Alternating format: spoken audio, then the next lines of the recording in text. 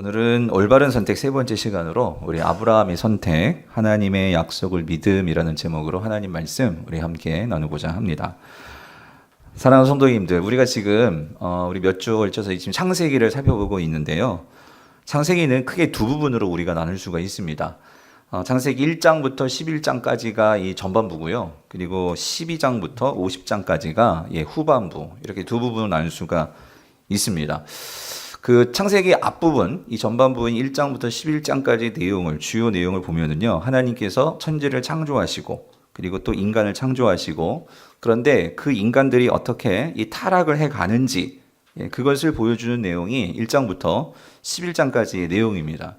근데 특별히 이 인간의 타락이 어떤 관점에서 기술이 되느냐 하면은요, 하나님은 하나님이 왕으로 계시는 에덴을 통해서 이 하나님 나라를 이 땅 가운데 세우기를 원하셨습니다. 그런데 하나님이 만든 이 인간들이 스스로 왕이 되겠다고 하여 가지고 그 하나님의 나라를 빼앗은 거죠. 즉 자신이 왕이 되어서 그 나라를 다스리려고 하는, 그래서 세상 나라, 인간 나라를 만드는 그 내용들이 3장부터 11장까지 그 내용들이 기록이 되어 있습니다. 그래서 창세기는 사실 1장과 11장, 그 전반부에서 처음과 끝을 비교해 보면은요, 1장은 하나님 나라, 에덴 동산으로서의 하나님 나라를 보여준다면 11장은 인간 나라의 가장 그 극치를 보여주는데, 그 극치의 사건이 뭐냐면 11장에 나오는 바벨탑 사건입니다.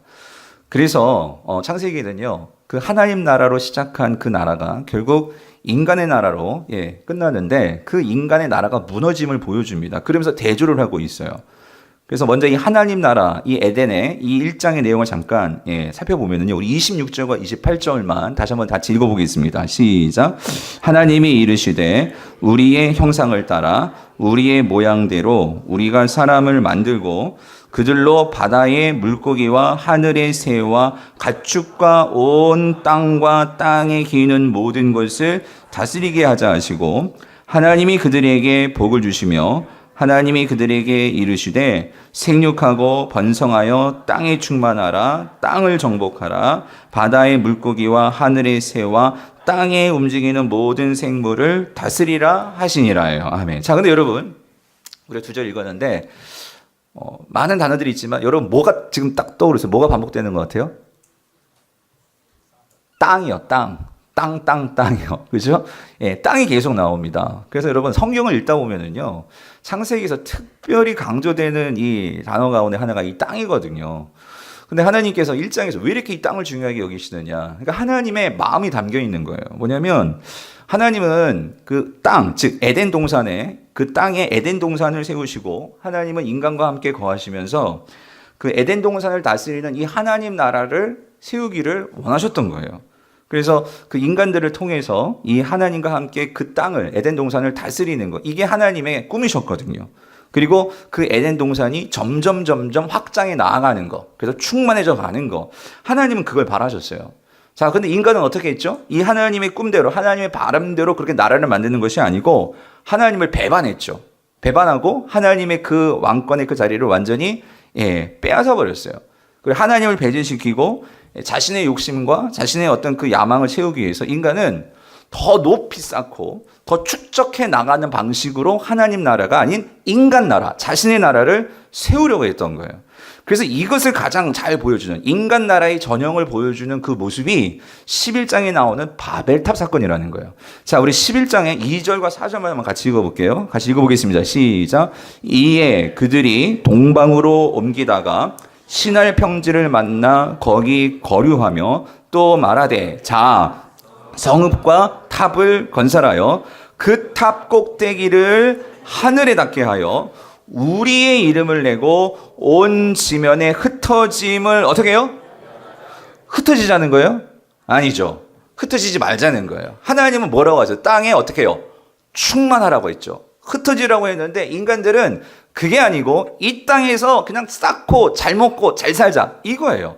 높이 성 쌓고. 그래서 여러분, 지난번에도 말씀드렸지만 이 성읍, 성과 탑이라는 것은 결국 인간은 나라를 지금 세우는 거예요.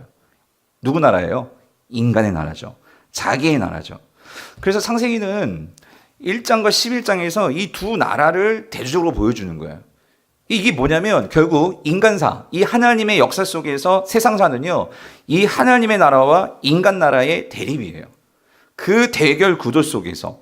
그런데 1장에 나오는 하나님 나라는 어떻죠? 하나님은 친히 그 하나님의 그 좋은 영광스러운 자리를 내려놓으시고 스스로를 낮추셔가지고 이 땅에 오셔서 인간과 함께 사시는 그런 에덴을 만드신 거예요.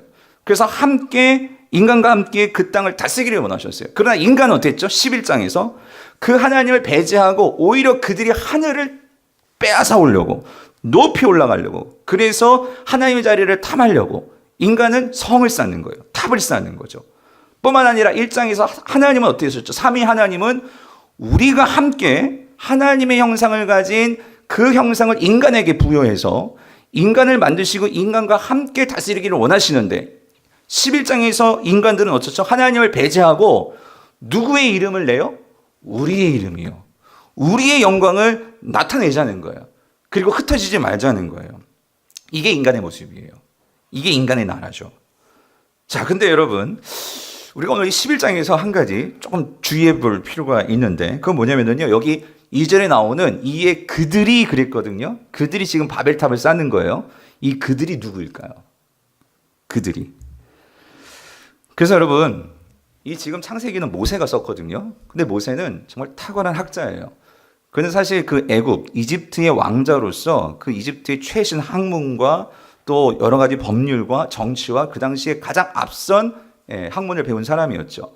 그런 사람이 이제 이 모든 인류의 첫 시작을 하나님의 영감으로 기술을 하는데, 그래서 아담부터 시작해서 이 기술을 하는데, 이 모세는요, 창세기를 통해서 뭘 보여주고 싶으냐면, 그러니까 인간의 그 전형을 보여주기를 원하는데, 오늘 여기서 이 그들이라고 말할 때 이 그들은요, 그러니까 이 하나님 나라에 반하는 인간 세계의 이 전형을 보여주는 모습이에요.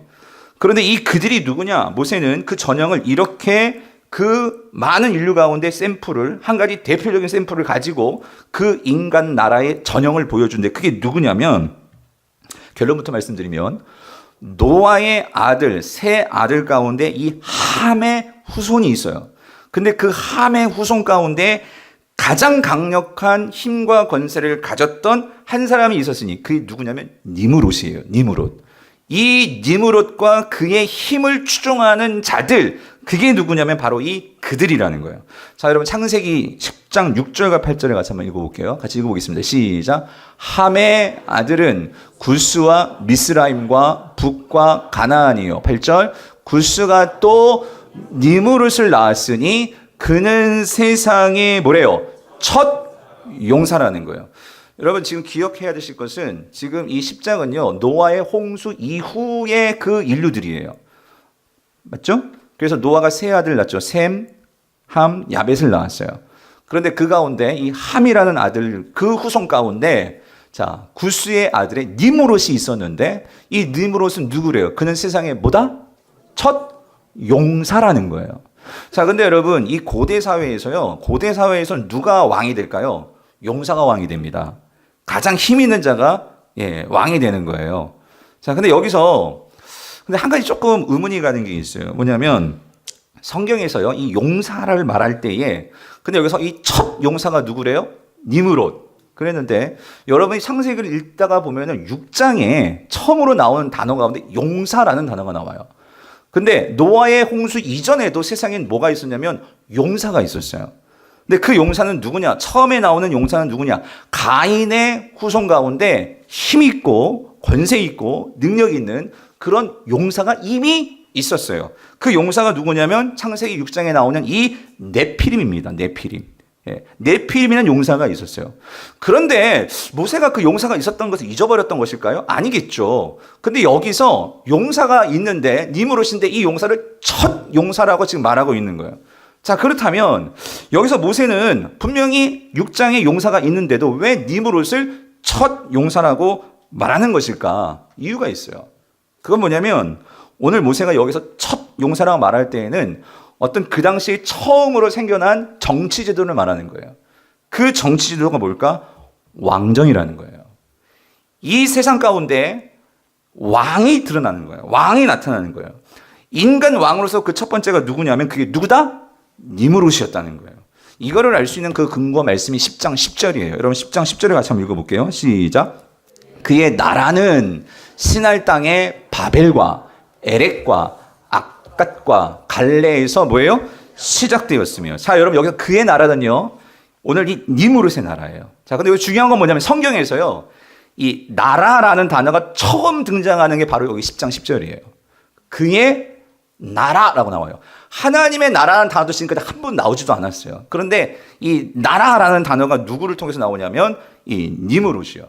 근데 여러분 이 나라라는 히브리어가요, 이 마므라카라는 단어인데, 이 마므라카라는 단어에서 나오는 단어가 뭐냐면 이 말라크라는 이 왕이라는 단어가 나와요.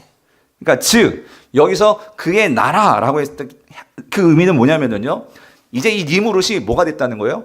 왕이 됐다는 거예요. 왕. 이 세상을 다스리는 하나님이 왕이 아니고 이제 드러내고 대놓고 누가 왕이다고요? 인간이 왕이라는 거예요. 그게 니무롯이라는 거예요. 그리고 그 니무롯이 세운 그 첫 번째 나라가 뭐다?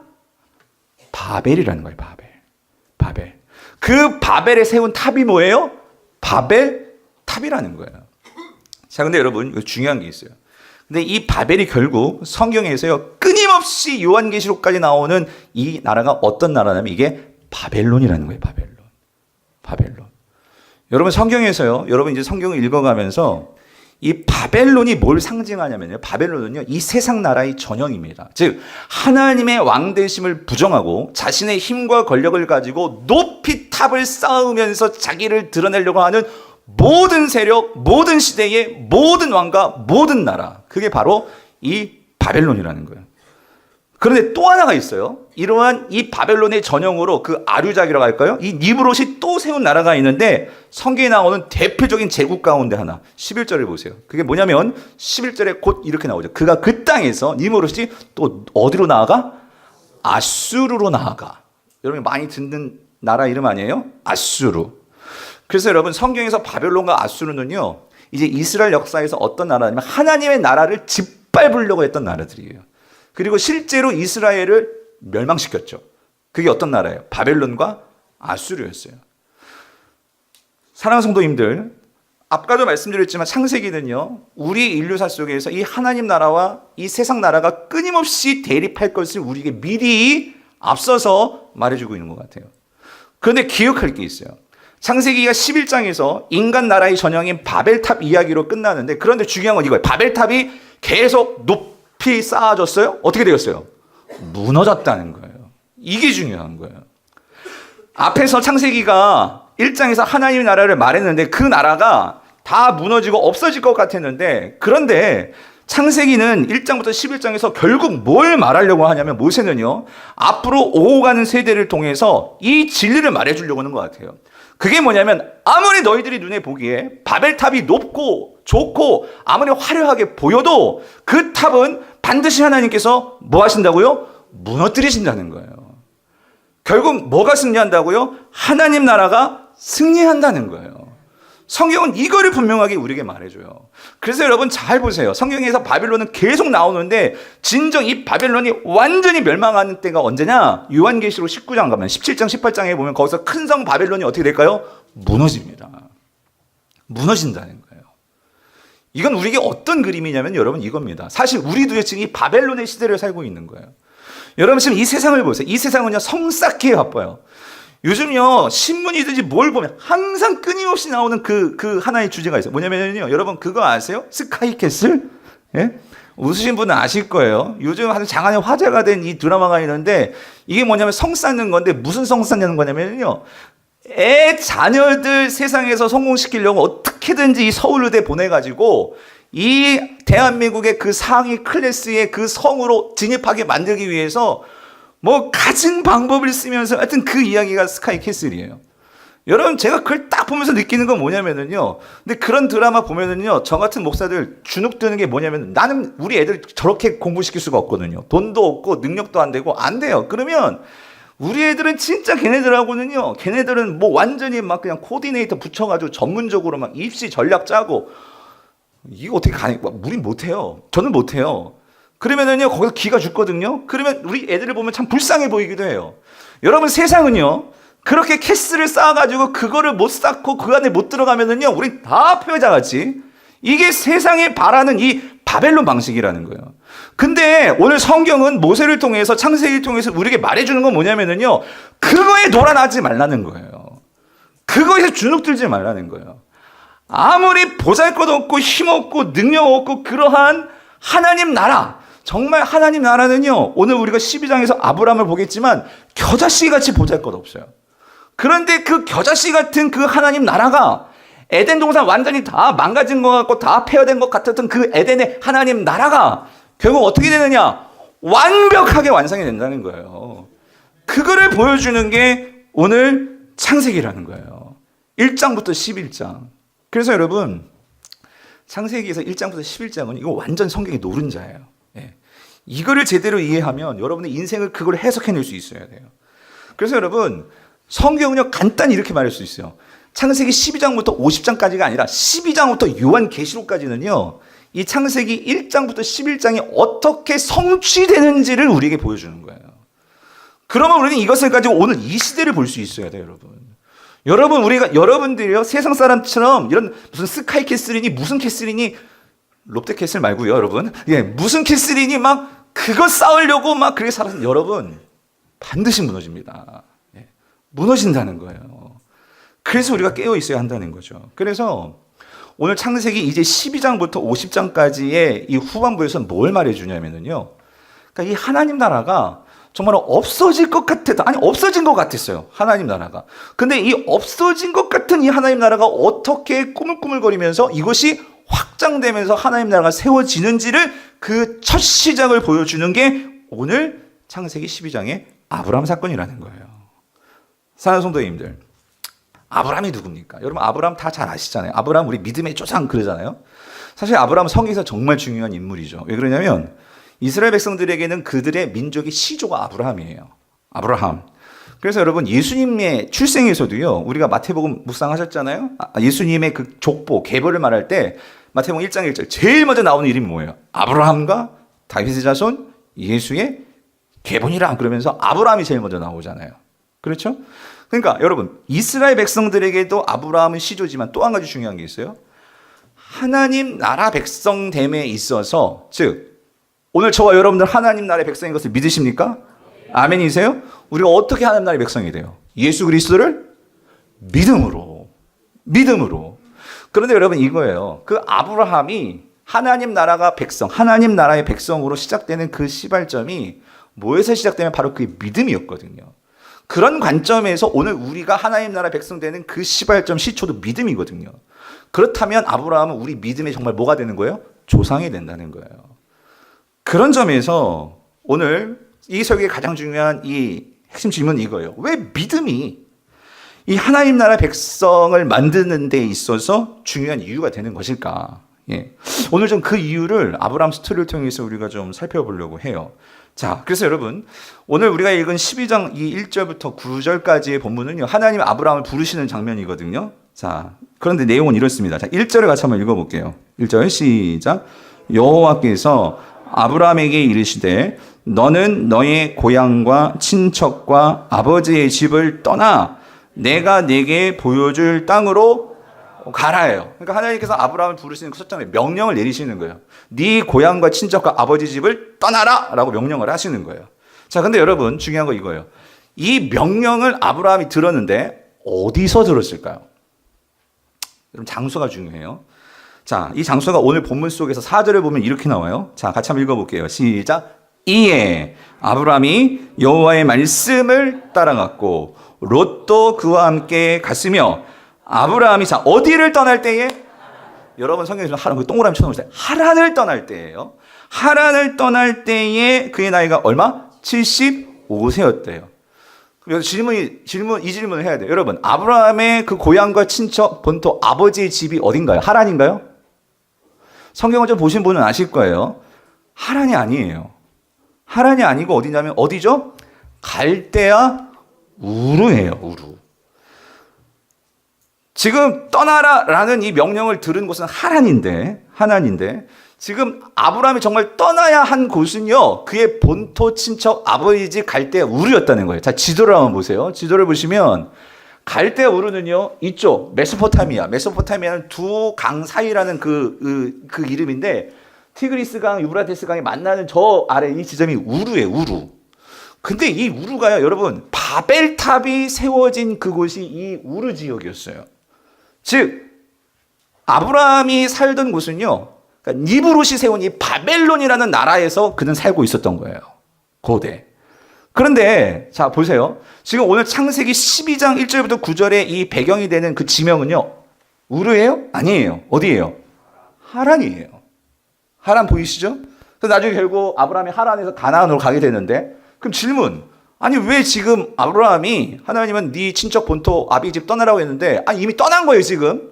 지금 어디에 있다고요? 하란에 있는 거예요. 왜 하란에 있죠? 이런 질문이 든단 말이죠. 그래서 여러분, 이거를 풀려면은요, 그래서 성경은요, 통전적으로 봐야 돼요. 창세기만 보는 게 아니라 성경 곳곳에 이 아브라함의 정보를 우리가 종합적으로 이해해야 되는데, 자, 근데 먼저 그럼 창세기 정보를 좀 보면은요, 11장에 보면 이 데라의 족보가 나와요. 아브라함의 아버지 데란의 족보가 나오는데 거기에 이런 정보가 나와 있어요. 31절, 32절 같이 한번 읽어볼게요. 시작. 데라가 그 아들 아브람과 하란의 아들인 그의 손자 롯과 그의 며느리 아브라함의 아내 사레를 데리고 여기 갈대아인의 우르를 떠나, 이게 고향이에요. 예, 아버지의 집이기도 하고 여기를 떠나자. 어디로 가요? 예, 가나안 땅으로 가고자 하더니, 근데 어디에 머물렀다고? 하란에 이르러 거기에서 거류한 거예요.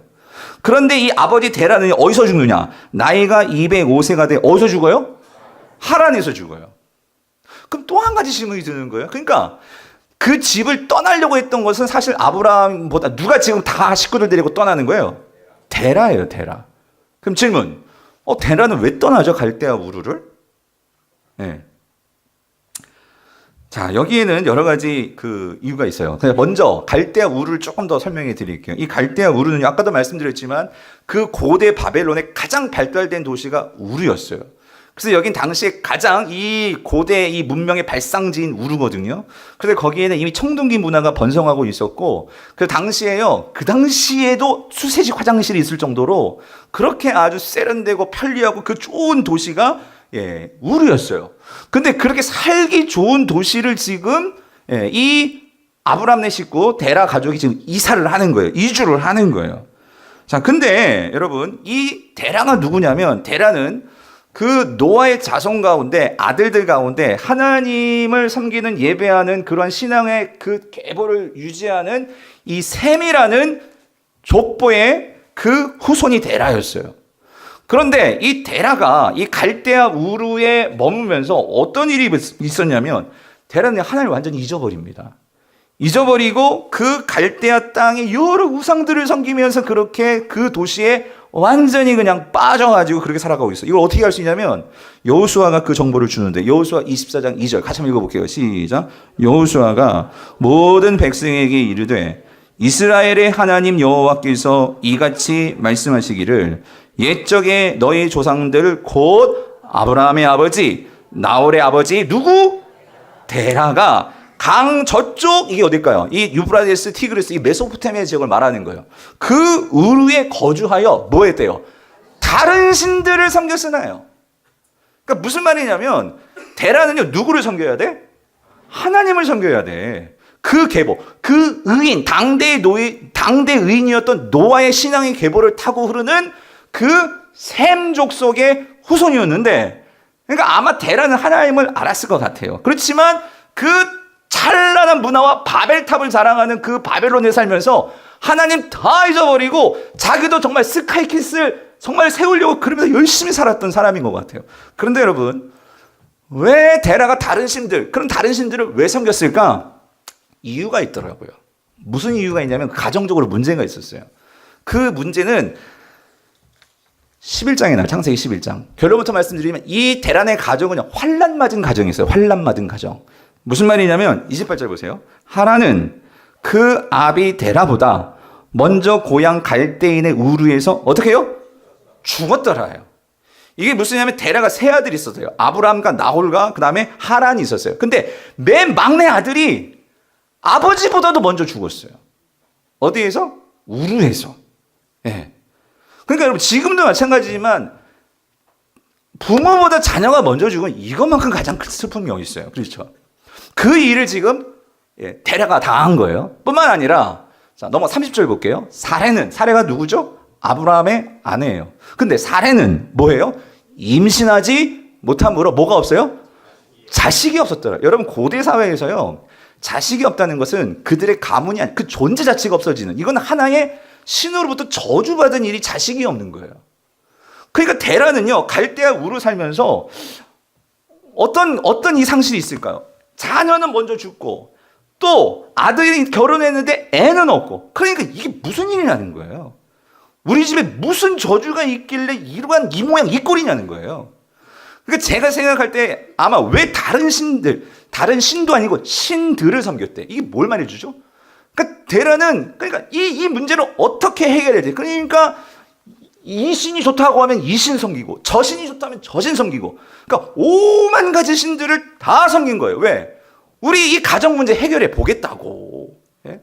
그러니까 우리도 좀 이 갈대아 우리도 좀 성 쌓고 좀 이렇게 캐슬 만들고 좀 살고 싶은데 안 되는 거예요. 일이 하는 족적 일이 안 되는 거예요. 그래 얼마나 이게 힘들겠어. 근데 여러분 결정적으로 이 데라가 이 모든 것에서 생각이 전환되는 사건이 하나가 있어요. 그게 뭐냐면 이 데라의 집에 하나님이 찾아오십니다. 하나님이 찾아오시는데 누구를 통해서 찾아오시냐면 그렇게 이제 하란은 죽었고 이제 그 장남이 아브라함은 자녀가 없고 그런데 그 아브라함을 통해서 하나님께서 역사를 하시는 거예요. 이거는 사도행전에서 스데반의 설교에서 우리가 그 정보를 알 수 있는데 자 2절부터 4절 제가 한번 읽어보기 들어보세요. 스데반이 이르되 여러분 부형들이여 들으소서 우리 조상 아브라함이 하란에 있기 전 메소포타미아에 있을 때 여기가 어디예요? 갈대아? 우루. 예. 영광의 하나님이 누구에게 보여? 그가 누구예요? 아브라함. 예. 아하 여기서 알 수 있는 거예요. 여러분. 지금 오늘 창세기 12장의 상황에서는 지금 아브라함이 어디서 하나님을 만나죠? 하란. 근데 하란에서 만난 것이 아니고 그 이전에도 하나님의 아브라함에게 찾아오셨던 거예요. 어디에서? 갈대아 우르에서. 그래서 찾아오셔가지고 뭐라고 말씀하시냐면 3절 이르시되 너의 고향과 친척을 떠나 내가 네게 보일 땅으로 어떻게 해요? 가라 하시니. 아 이거 어디서 봤던 거 아니에요? 창세기 12장 1절. 예. 그러니까 이 똑같은 말씀을 사실 어디서 하란에서 주셨던 게 맨 처음 어디서 주신 거예요? 갈대아 우르에서 주신 거예요. 가라 하시니 4절 아브라함이 갈대아 사람의 땅을 떠나 하란에 거하다가 그의 아버지가 죽음에 하나님이 그를 거기서 그러니까 거기서 어디? 하란. 그러니까 하나님이 두 번 나타나신 거예요. 아브라함에게. 거기서 너희 지금 사는 이 땅으로 가나안으로 옮기셨느냐. 자 정리해 볼게요. 이게 무슨 말이냐면 이거예요. 그러니까 갈대아 우르에 있을 때 자기 동생이 죽었어요. 죽었고 나는요 애도 없어. 그러니까 아버지는 맨날 그것 때문에 힘들어가지고 맨날 이 집, 이 점집, 저 점집 막 무당 쫓아다니면서 이 문제 해결했다고 난리를 치고 있고 그러니 집이 완전 정신이 없어. 근데 어느 날 갑자기 하나님께서 이 아브라함이 나타나신 거예요. 근데 여러분 지금 부모가 하나님 잊어버리고 이 점집, 저 점집 찾아다니고 무당 쫓아다니고 하는데 아브라함이 하나님을 믿었을까요? 아브라함이 신앙이 있었을까요? 무슨 신앙이 있어 이런 아버지 밑에서. 예? 아브라함은요 신앙 없었어요. 예. 모르겠어요. 하나님 얘기를 한번 들었는지 모르겠지만 거의 없다고 보는 게 맞아요. 그런데 그 우르에서 여호와라는 신이 그에게 나타난 거예요. 그래서 이 아브라함도 얼마나 놀랬겠어요. 그래서 아마 분명히 아버지에게 말했을 것 같아요. 내가 꿈인지 환상인지 이런 여호와라는 신이 나타나가지고 아빠 나보고 이 집을 떠나래요. 이게 얘기했을 거예요. 데라는 그거를 듣는 순간 깜짝 놀랐겠죠. 자기가 잊고 살았던 누구의 이름을 들은 거예요? 여호와 이름을 들은 거예요. 그때 거기에서 그는 정신 차리고 맞아 이 땅에 지금 누가 없어요? 하나님이 없어요. 그래서 누구를 찾으러? 하나님을 찾으러 길을 떠난 거예요. 그게 갈대아 우르를 떠나 이제 가나안으로 가는 여정이었어요. 그런데 그렇게 가다가 근데 어디에 머물렀다고요? 하란에.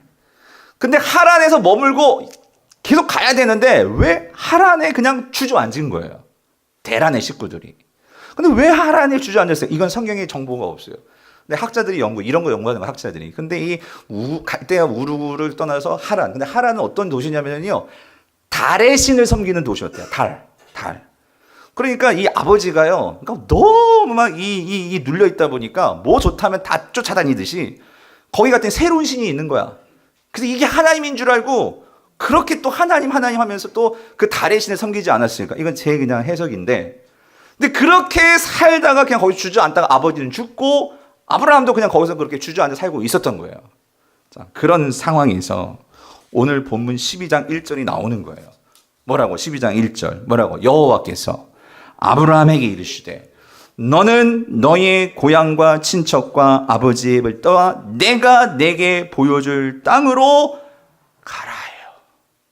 사랑하는 성도님들, 아브라함이 갈대아 우르에서 들었던 이 동일한 하나님 말씀을 또다시 어디서 들은 거예요?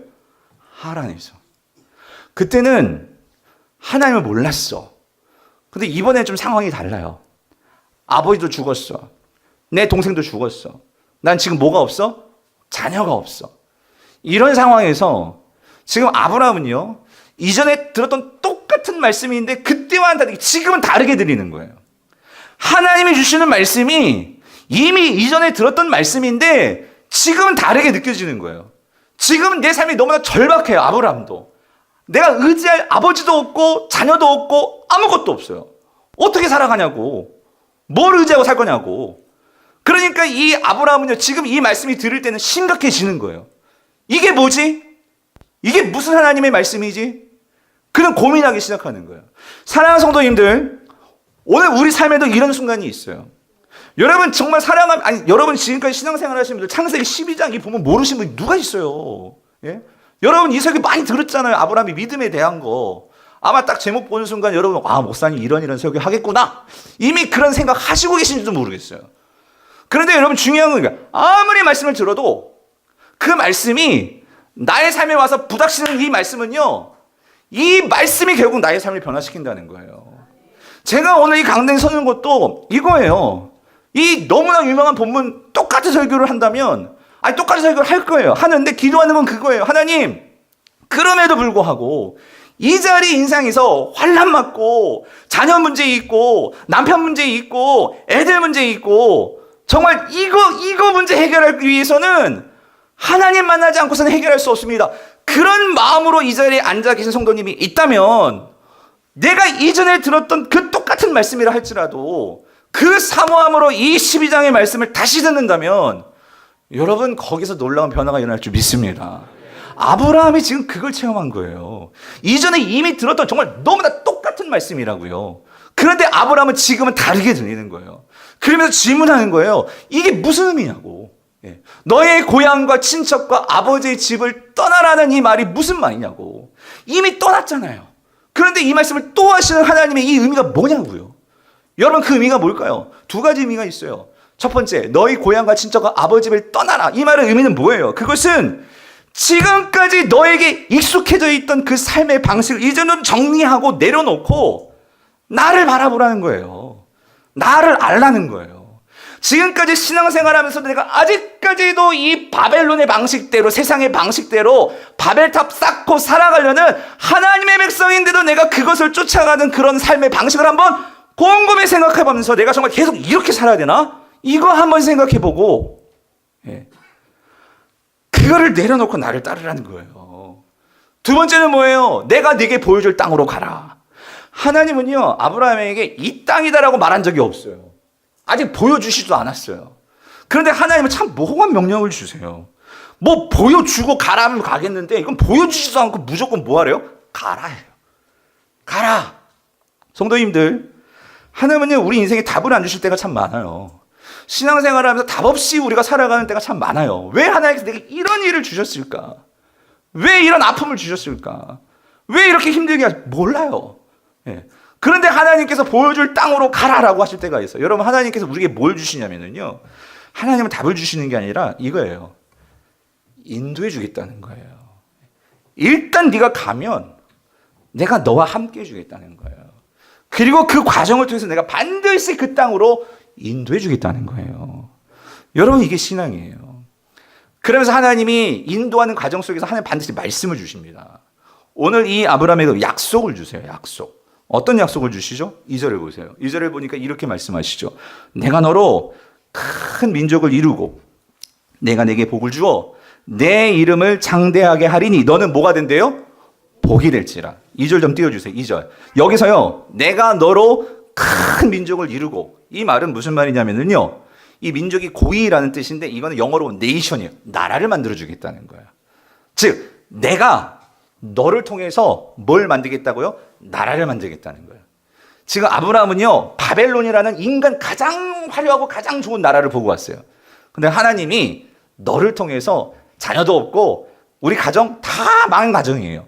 근데 그런 망한 가정인데 너를 통해서 뭐 하겠다고요? 나라를 세우겠다는 거예요. 그리고 또 한 가지, 내게 복을 주어서 내 이름을 뭐하게 해주겠대요? 장대하게 하리니. 여러분, 이거는 하나님이 철저하게 바벨론과 지금 이게 비교하면서 대조적으로 말해요. 창세기 11장에서 그 바벨론에서 바벨탑을 쌓으면서 사람들이 뭐라고 했냐면요, 우리가 이름을 창대하게 하리니, 우리가 이름을 내리니 그랬어요. 세상 왕은요, 자기가 가진 것을 자기 이름을 내세워가지고 높아지고 자기를 드러내려고 해요. 근데 하나님은요, 아브라함에게 말하는 거, 너 그럴 필요 없다는 거예요. 누가 네 이름을 창대하게 해준다고요? 누가? 하나님이 해주신다는 거예요, 여러분. 세상 니므롯, 세상 왕들은요, 내가 쌓고 가지고 누리면서 내가 나를 드러내요. 근데 하나님의 사람들은 그게 아니라는 거예요. 하나님 나라의 백성들은요, 그 방식 살아가는 게 아니라는 거예요. 우리는 하나님의 말씀에 순종하며 가라 할 때 가면은요, 누가 우리의 이름을 창대하게 해주신다고요? 하나님이 해주신다는 거예요. 그래서 여러분, 이게 놀라운 게 뭐냐면은요, 여기서 이 이름을 창대하게 해주겠다, 이 의미는 뭐냐면요, 원어적인 의미로 보면 이게 왕으로 만들어주겠다는 거예요. 왕으로. 니므롯은 스스로 자기가 왕 되려고 해. 자기가 큰 소리 치고 내가 이만큼 했으니까 나 이런 사람이요 라고 자랑하면서, 세상의 방식 보세요. 그렇게 자기가 왕 되려는 게 세상이에요. 근데 여러분, 오늘날 성도들이, 교회에 다니는 우리 하나님의 백성들이 그런 방식으로 신앙생활을 해서도 안 되고 그런 방식으로 세상을 쫓아가서는 안 된다는 거예요. 우리는 누가 왕으로 만들어주냐면 하나님이 왕으로 만들어주신다는 거예요. 여러분, 믿으십니까? 오늘 집에 가서 요한계시록 22장 그 마지막을 보세요. 22장에서 하나님께서 우리가 천국 가면 우리가 어떻게 뭐 삼아주신 줄 아세요? 왕노릇하게 해주리라고 말씀하세요. 여러분, 이상하지 않아요? 천국에서 왕은 누가 왕일까요? 하나님이 왕입니다. 그런데 하나님은요, 자기 왕 자리에 그렇게 연연하시는 분이 아니세요. 하나님은요, 에덴 동산에부터 아담과 하와를요, 하나님의 신적 대리 통치자로 왕같이 만들어주신 분이세요. 그런데 우리는요, 하나님이 우리를 왕으로 만들어줄 건데, 그런데 우리는 세상에 어떻게든 내가 너를 누리고 이 집을 누르고 내가 정말 왕 되리라. 교회도 마찬가지예요, 여러분. 교회도 사람 많이 막 끌어모아가지고 우리 교회가 가장 큰 교회 되리라. 이게 세상 방식이라는 거예요, 여러분. 하나님은요, 하나님이 세워주세요. 그래서 보세요. 창세기 23장 6절을 보면은요, 사라가 죽어요. 아브라함의 아내. 사라가 죽어가지고 아브라함이 땅을 이제 삽니다. 사는데, 그것도 가나안 땅에서 돈 주고 이제 땅을 자기가 사요. 샀는데, 해족속이요. 이방 사람들이에요. 근데 아브라함이 왔는데 아브라함을 뭐라고 부르는 줄 알았어요. 이게 참 놀라워요. 6절을 보세요. 6절. 뭐라고 하면, 내 주여 들으소서. 이게 이방 사람이 아브라함에게 하는 얘기예요. 당신은 우리 가운데 있는 하나님이 세우신 누구라고요? 지도자이신이라고 말을 해요. 여러분, 이 지도자가 히브리어로 이게 나시란다는데, 이 나시는요, 군주, 성경에서는요, 왕으로 번역이 되는 단어예요. 왕. 그러니까 즉 뭐냐면은요, 세상 사람인 이 해족속이 지금 아브라함 보고 뭐라고 하면, 당신은 누구다? 왕입니다라고 말하는 거예요. 여러분, 언제 아브라함이 왕 되려고 했어요? 세상 사람들이 알아요. 이 사람이 누가 이 사람과 함께 하는지를 세상 사람들이 안다고요. 누구의 영향력 아래서 살아가는지를 세상 사람들이 안다고요. 그거를 아는데 세상 사람들이 아브라함에게 뭐라고 말해요? 왕입니다. 근데 여러분, 아브라함이 왕 되려고 했어요? 누가 세웠대요? 하나님이 세우신 왕이로서이다. 사랑하는 성도님, 우리가 이거 기억해야 돼요. 우리가 왕 되려고 해서는 우리가 분명히 교만해지고요. 여러분, 왕 되려고 하면 결국 싸움 납니다. 하나님이 세워주시는 방법을 여러분 택하셔야 된다는 거예요. 여러분, 우리가 이거를 깨달으면 여러분 가지지 않아도 왕 될 수 있고요. 내가 배운 게 없어도 왕 될 수 있고요. 내가 정말 보잘것없고 우리 집 다 망해도요, 우리 왕같이 살 수 있어요. 여러분 믿으십니까? 하나님을 의지하며 하나님을 기대하는 자에게는 이 왕같은 왕노를 할 수 있을 줄 믿습니다. 이 삶을 보여주는 게 아브라함이라는 거예요. 그래서 여러분, 이 마지막이 이거예요. 여러분, 세상 왕은요, 내가 모든 사람들 내 발밑에서 짓누르고 군림하는 게 세상 왕인데, 하나님의 왕은 무슨 왕인 줄 아세요? 이게 하나님의 왕이 하는 일이에요. 3절 보세요. 너를 축복하는 자에게는 어떻게 해요? 내가 복을 내리고 너를 저주하는 자에게는 내가 저주하리니. 여기 정말 중요한 표현이 나와요. 땅에 너의 족속이 아니에요. 땅에 누구? 모든 족속이 누구로 말미암아? 너로 말미암아 뭘 한다고요? 복을 얻을 것이라요. 여기서 중요한 거는요, 이스라엘 백성만이 아니에요. 땅의 모든 족속이에요. 여러분, 이 모든 족속이 누가 들어가냐면 3장부터 11장에 나왔던 하나님을 반하고 하나님을 반해서 자기 나라 세운다고 했던 그런 니므롯의 후예들까지도 하나님은 그들을 뭐 하기를 원하세요? 복 주기를 원하신다는 거예요, 여러분. 난 정말 이거 볼 때 정말 하나님이 때로는 이해가 되지도 않았어요. 그런데 여러분, 하나님은요, 그런 원수 같은 니므롯의 후손들까지도 하나님은 뭐 하기를 원하시냐면 구원하기를 원하세요. 그런데 중요한 건 이거예요. 그 구원을 누구를 통해서 한대요? 아브라함이요. 하나님의 백성들을 통해서 이 일을 하시겠다는 거예요. 여러분, 여기서 아주 중요한 성도의 정체성과 우리의 자존감이 나오는 거예요. 무슨 말이냐면 세상은요, 누구를 통해서 복을 받을까요? 하나님의 백성들을 통해서 복을 받습니다. 여러분 믿으십니까? 믿으세요, 여러분. 여러분, 세상은요, 누구를 통해서 하나님의 복이 흘러가냐면요, 하나님의 백성, 이 교회를 통해서 하나님의 복이 흘러간다는 거예요. 야, 이럴 때 아멘 하셔야 되는데, 정말. 예? 여러분, 하나님은 그래서요, 성도를 왕 같은 제사장이라고 했단 말이에요. 왕 같은 제사장. 여러분, 우리가 이 주일에 여기 왜 모이는 거예요? 여러분, 우리가 복 받고, 우리도 정말 막 스카이 캐슬 세우고, 막 롯데 캐슬 세우고, 막 그러려고 우리가 복 받으려는 거예요? 아니에요. 여러분, 성도 복 받아야 돼요. 물질의 축복도 받고, 받아야 돼요. 받아야 되는데, 여러분, 그걸 갖고 우리가 하늘 높이 쌓으려는 게 아니고요. 그럼 그건 다 무너져요. 어떻게? 흘려보내야 돼요. 흘려보내야 된다고. 하나님, 내가 하는 장사와 내가 하는 사업과 내가 하는 공부와 이 모든 것을 가지고 내가 잘 돼서 하나님, 이걸 어떻게 흘려보낼 수 있을까요? 그런 마음을 가지고 살아가는 자들에게 하나님 뭘 주신다? 복을 주신다는 거예요. 여러분, 세상 사람들이 복을 받을 수 있는 건 여러분들을 통해서 복을 받아요. 진짜 아멘 하셔야 되니까. 여러분들 한 사람 한 사람이 얼마나 중요한데, 여러분의 직장에서요, 그 직장이 잘 되는 것은 결국 하나님의 복이 그 사람을 통해서 그 직장에서 흘러가고, 여러분의 시장에서 장사를 하더라도 그 시장이 잘 되려면은요, 그 하나님의 나라의 방식대로 살아가는 그 한 사람의 하나님의 영광이 비춰질 때에 여러분 거기서 복이 흘러간단 말이에요. 그런데 이런 관점이 없이 예수 믿는 사람들 다 바벨탑 쌓으려고 복 받으려고 해. 그러니까 결국은 다 무너진단 말이에요. 다. 세상도 무너지고 교회도 무너지고. 예? 오늘 이 아브라함이요, 이 하나님의 말씀을 받고 하나님 이런 약속을 주셨거든요. 그랬을 때 이 아브라함이 어떻게 반응을 합니까? 여러분 4절을 보세요. 4절을 보니까 이에 아브라함이 어떻게 해요? 여호와의 말씀을 어떻게 해요? 따라갔고 해요. 중요한 건 이거예요. 말씀을 어떻게? 따라갔다. 지금 아브라함은 불임이고, 그러니까 지금 집에는 여러 가지 문제투성이었고 의지할 거 아무것도 없어. 근데 이 아브라함은 지금 뭐 믿고 따라가? 하나님 믿고 따라갔다는 거예요. 자, 근데 여러분, 제가 이 말씀 곰곰이 묵상하면서 이런 생각이 들었어요. 하나님 막 이런 약속을 주셨는데, 여러분, 아브라함은요, 지금 믿음의 수준을 초신자예요, 초신자. 지금 자녀도 없어요. 집은 완전히 다 망한 집이에요. 그런데 하나님이 갑자기 나라를 세워주고, 예? 너를 왕으로 세워주고, 이게 말씀해 주셨거든요. 이게 무슨 말인지 이해가 됐을까요? 아브라함이? 아니, 무슨 내 몸에 무슨 변화가 있어가지고 자식이라도 생길 것 같은 건 조짐이 보면 모를까? 아무것도 없고. 에? 나는 아브라함이 이 말씀 이해 못했을 것 같아요. 그런데도 아브라함은 뭐 했다? 하나님 말씀대로 따라갔다는 거예요. 이게 뭘 보여주는 걸까요? 저는 이거 한 가지예요. 아브라함은요, 지금 하나님께서, 여러분 지금 너무 거대한 이 그랜드한 하나님의 약속이에요. 그런데 아브라함 이거 하나 믿었던 것 같아요.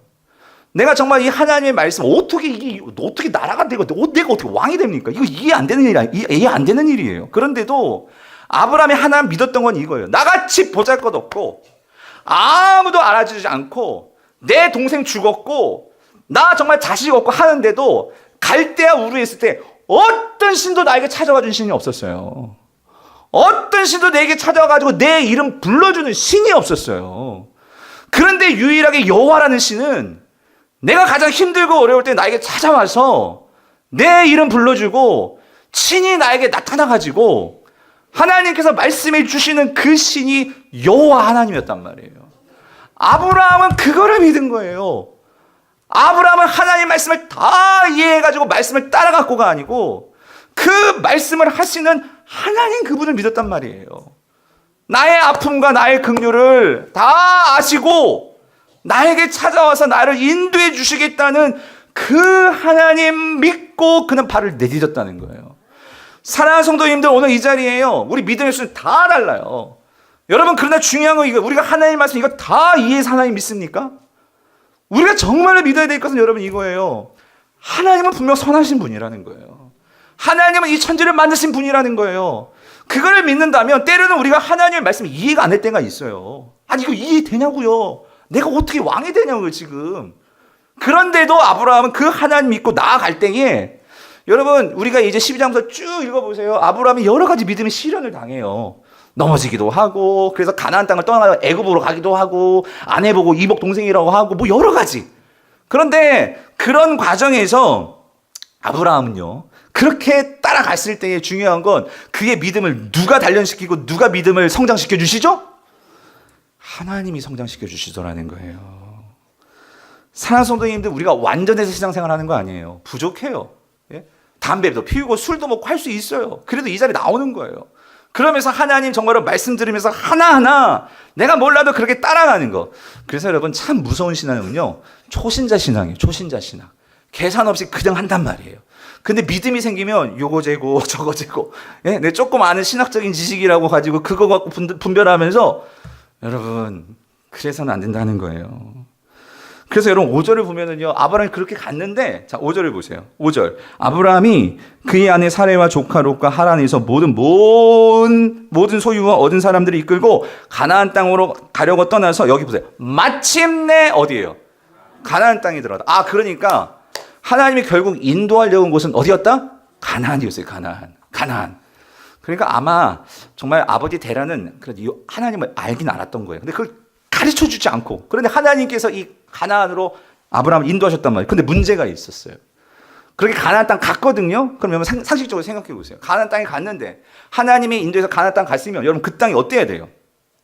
하나님을 섬길 수 있는 그런 환경이 돼야 되잖아요. 맞죠? 6절 보세요. 아브라함이 그 땅을 지나 세겜 땅 모래 상수나무에 이르니 그때에 그 땅에, 가나안 땅에 누가 있어요? 사람이 살고 있는 거예요. 이미 그 땅에 주인이 있어. 누구? 가나안 사람들이 있는 거예요. 더 기가 찬 건 뭐냐면은요, 여기에서 중요한 거 이거예요. 그 땅에 들어가서 그 땅을 다니는데 세겜 땅, 여기 잘 보세요. 이걸 여러분 잘 모르실 수 있을 것 같아요. 모래 상수리 나무에 이르니 그랬어요. 가나안 땅에 들어갔는데 하나님께서 자 어디로 인도해 주시냐면 이거예요. 모래 상수리 나무로 인도해 주신 거예요. 왜 모래 상수리 나무일까? 여러분 여기서 이 모래라는 단어는요, 히브리어로 이 발음을 그대로 갖고 온 건데, 모래라는 뜻은요, 선생이라는 뜻이에요. 선생. 직역하면 이거예요. 하나님이 가나안 땅을 어디로 인도해 주셨냐면 선생 상수리 나무로 인도해 주신 거예요. 누구를? 아브라함을. 그럼 질문. 선생 상수리 나무가 뭐예요? 이겁니다, 여러분. 선생 상수리 나무는요, 가나안 땅에 있는 사람들은요, 지금 그 큰 상수리 나무를 신처럼 지금 섬기고 있는 거예요.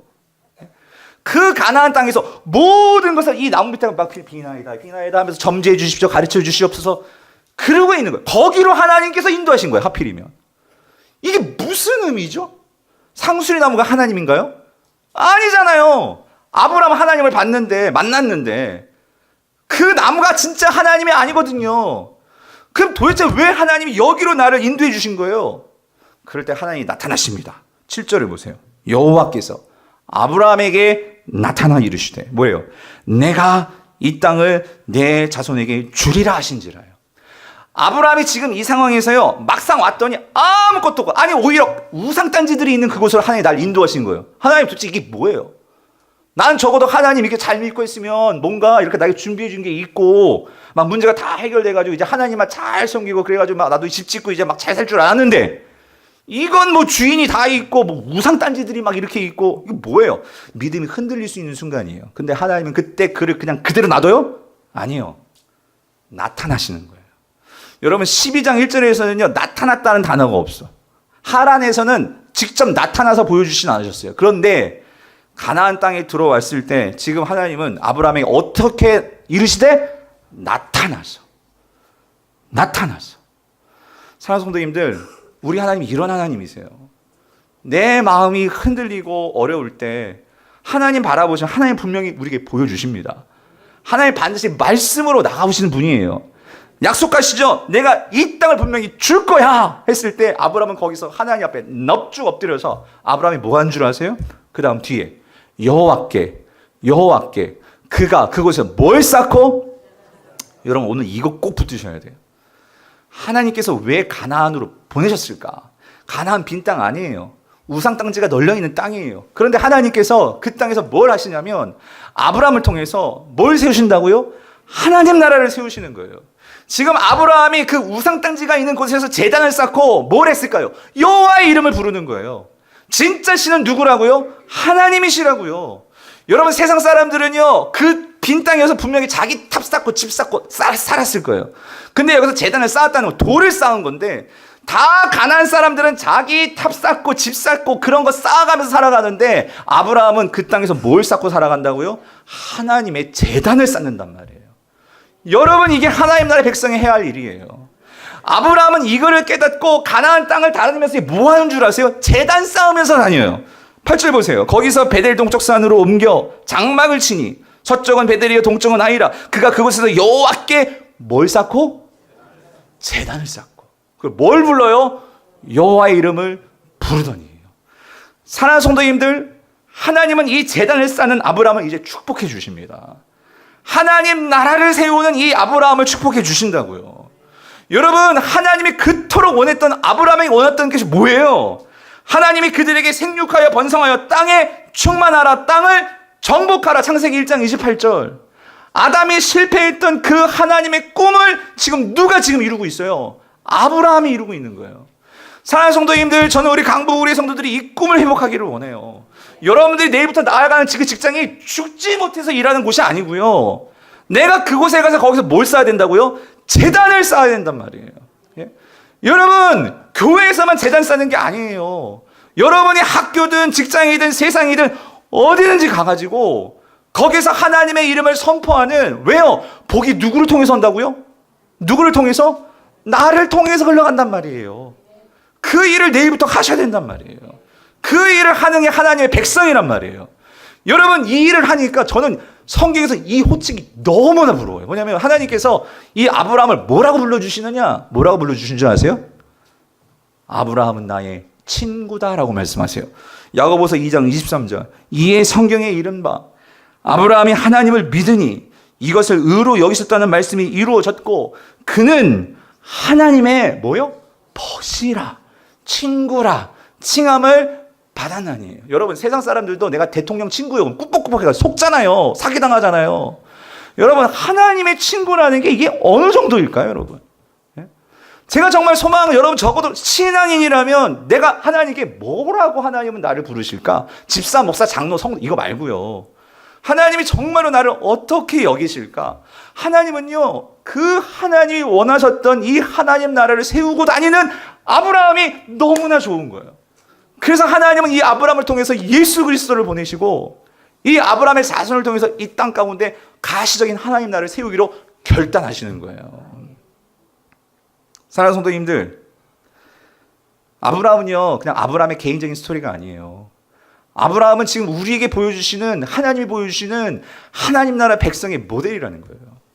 오늘 저와 여러분들이 이 하나님 나라의 백성의 삶을 살아야 될 줄 믿습니다. 그래서 여러분 그거 아세요? 하나님의 벗이라는 호칭은 아브라함이 가져가 버렸어. 근데 오늘 하나 남은 거 있어요.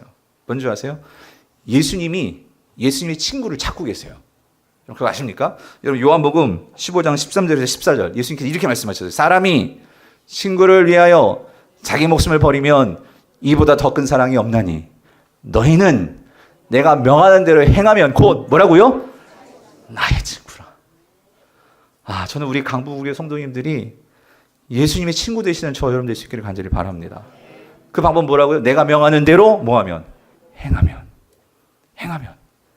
하나님의 말씀 믿고 예수님 믿잖아요, 여러분. 아멘이십니까? 믿고 사는 거예요. 이해 안 돼도. 그런데 예수님이 또 이해할 수 있게 만들어 주세요. 누구를 통해서? 성령님을 통해서. 바라기는 여러분, 그래서 우리가 매일매일 살면서 아브라함이 그때그때마다 하나님의 말씀에 인도함을 받았던 것처럼 여러분 매일매일 내 삶에서 들려주신 하나님의 음성 놓치지 않으시기를 바랍니다. 매일매일 말씀 묵상하면서 이 주님 전에 나와서 말씀을 들으면서 이 말씀 붙들고 여러분 이해 안 돼도 말씀하셨으니까 가시기를 바랍니다. 그럴 때 하나님께서 여러분을 통해서 반드시 복을 흘러가게 하여 주실 줄 믿습니다. 이런 은혜가 있게 되시기를 간절히 바랍니다.